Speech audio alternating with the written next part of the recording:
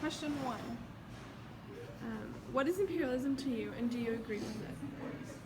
So I think imperialism is just basically when a country takes over another country and kind of puts their influences on another country, like culturally, through military force, anything. They'll just basically do whatever they can to like make the other country and take it into theirs, and then try to make it, a bigger area. Question 2. The U.S. Air Force carpet bombed Vietnamese and Cambodians in Central America, and hundreds of thousands of people were killed in fighting. The U.S. military provided the weapons and the training for the local forces and the manpower to carry out the counter-tactics of almost unimaginable terror. Do you think that the U.S. should help other countries win wars, even though they're bombing and killing millions of people? I feel like that's not fair. I disagree with U.S. kind of like taking over and putting bombs on other country and then making them or influencing them to, attack other countries, because that's just kind of taking advantage. You're taking away from another country and you're taking all their things, you're killing all their people, and it's just not fair that you kind of influence them and try to put them onto your side after what you've done and how you've harmed their country.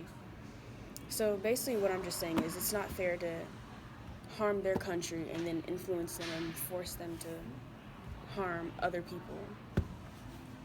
So, military superiority has consisted of more than firepower and counter-terror tactics. Military intelligence has proved crucial information. Few people know about Echelon. Echelon is a device for listening to digital phone calls and intercepting emails and faxes. It involves satellite technology and people on the ground. It is the final word in electronic eavesdropping. Do you agree with this statement?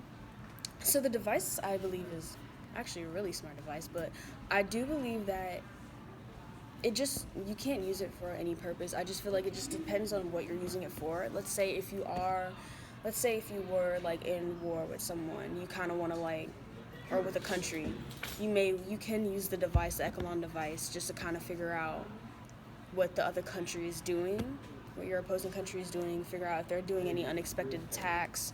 It kind of just helps you prepare for what their little plan. But if you're just kind of using it for like eavesdropping or hacking into other people's devices just out of the blue, it's just not fair, and it's not right at all, because you're kind of invading into their personal stuff and hacking into their personal things that they may want to just keep to themselves. Mm-hmm. So. Okay. Do you agree that? Do you think that it's smart for the U.S. to have many different military bases around the world? I do, and I don't at the same time. The reason why I say no, because it's just kind of not fair for U.S. to just put their stuff into everyone else's country. Mm-hmm. But at the same time, I do feel like it is okay, because, I know a lot of countries are probably against, the U.S., and they kind of want to, figure out they kind of want to figure out what is needed, or figure out other people's plans towards them, if that makes sense. Mm-hmm. Do you think that it's correct for countries to use guerrilla tactics to win wars? I say no. I think it's just kind of not fair. I feel like with guerrilla tactics, you just kind of have to think about what you're doing and how the attacks may affect other people around them and their country, and how it may make their country look. It's just, you just shouldn't really just put violence out of the blue and not really care about your surroundings. I feel like still, even though it is war, it's violent, it's chaotic, you still kind of need to think about what you're doing and have everything be kind of strategical, and figure out what you're doing and how it can only affect the people that you're trying to attack and not just the people around you.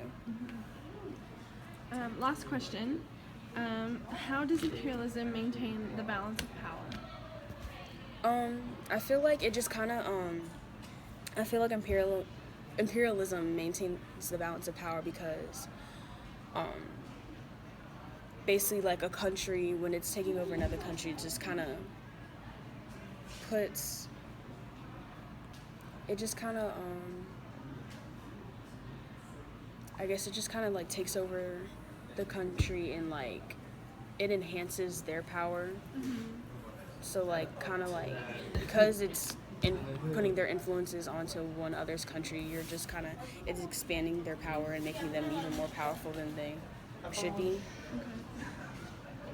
Thank makes no you. sense. But hey,